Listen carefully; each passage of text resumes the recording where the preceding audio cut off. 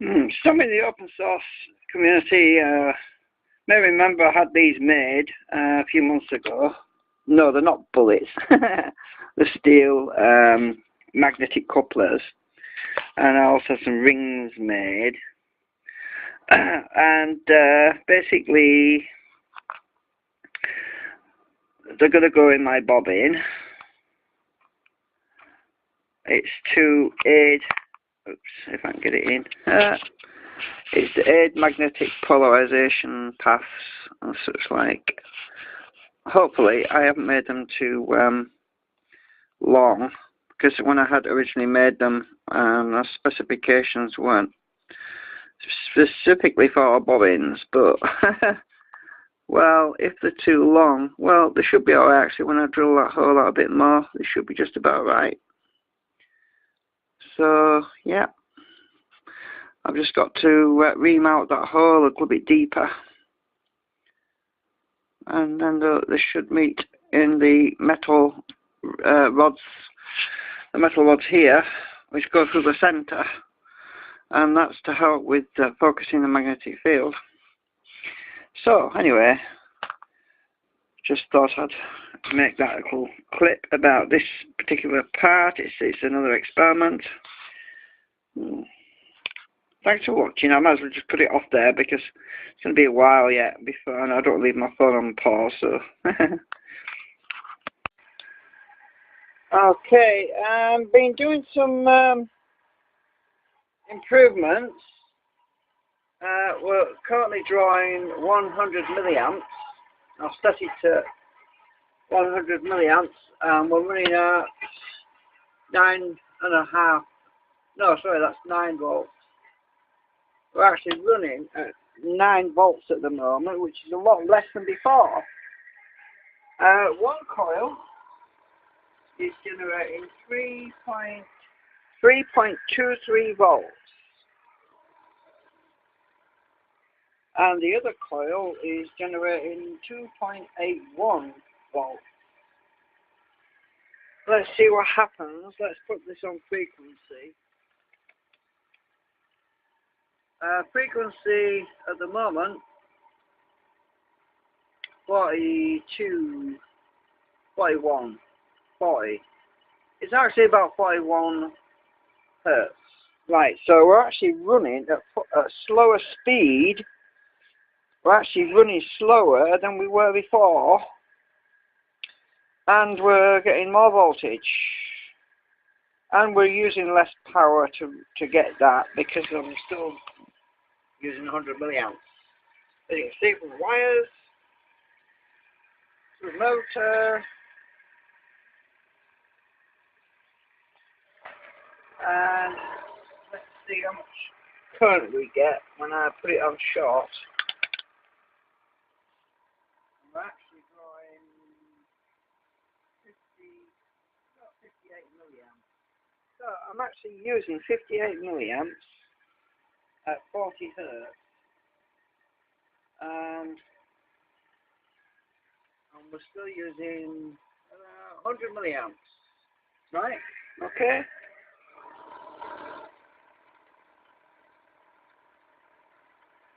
So very little slowdown there. So we seem to be making progress. We're a little bit, yeah, we're about 40 hertz. We're 41 hertz. 40, yeah. It's hovering a little bit. That's probably due to the fact I'm pulling the current down on the other coil as well. Let's have a look at the voltage on the other coil. The second coil is generating 2.33 volts, while we're actually shorting out the other coil.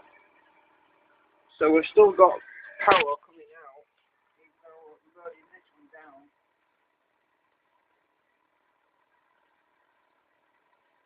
We're actually on AC.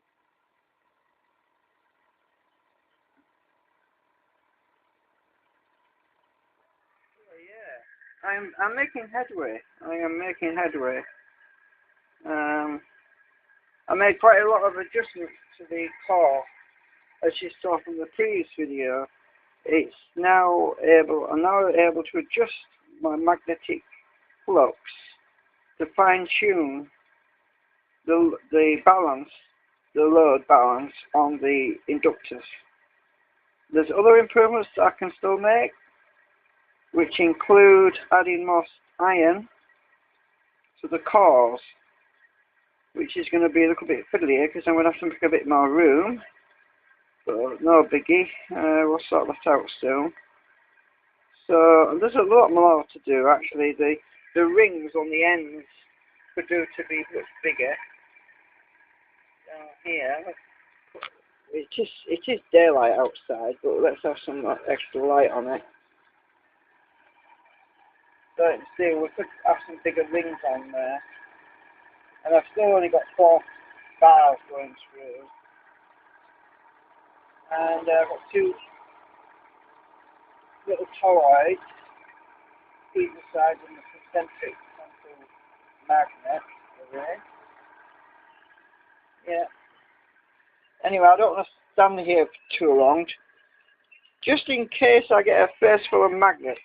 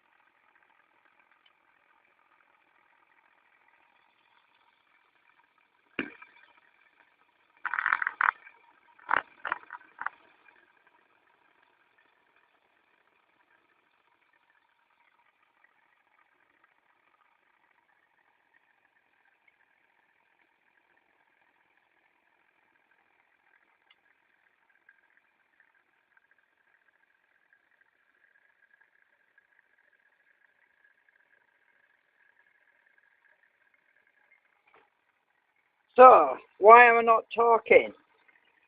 Because I noticed the last time I was recording there was some noise or something and it's blotting out my voice. Yeah, and I found out why. I've got some contaminants or something. Oh, my wire just fell off the motor. No, it's freewheeling. Did you see that? The wire fell off. Yeah. So, it's going down.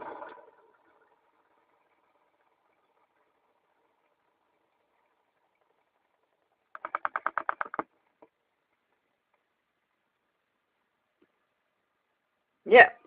So, yes, the wire just fell off. It's the vibration. Yes, as I was saying, I noticed that there was some noise, and then I realised what's happened, because I was trying to anchor the shaft. I had a problem with the shaft kept moving side to side, so I made this little thing on the end of the drive shaft. Basically, it's a ball bearing. Oh, let me see if I get close up. Basically, it's a ball bearing on the end of a piece of steel, and with some magnets. And the ball bearing prevents the drive shaft. If I move it, you see the drive shaft moves. It stops the drive shaft from going too far, because if the drive shaft goes too far, what happens? We could end up with a collision between the magnets, the rotors, and the end of the magnetic inductor. So clearly I don't want that to happen. So I placed that ball bearing on the end to stop it from sliding over too far, and I got sick to death of trying to glue the drive shaft to stop it from sliding through the bearings. And then I went and I accidentally got some super glue in my bearings. Uh-oh. Yes, and that's why it's making all that noise. I've gone and wrecked my bearings. So that's why it was making all that noise, because it was quiet as a mouse before. So now I have to basically take that bloody bearing out again. Ha! Damn it! Oh no! Anyway, I've made a permanent fix on this end. Hopefully that will stop it from happening in the future. Anyway, we just saw the voltages. I was using even less current on the motor, and I was getting more output. So I was winning slowly. Anyway, I'm knackered. I'm going to sleep, and I'm going to upload this video, and then you can watch it later. Thank you for watching.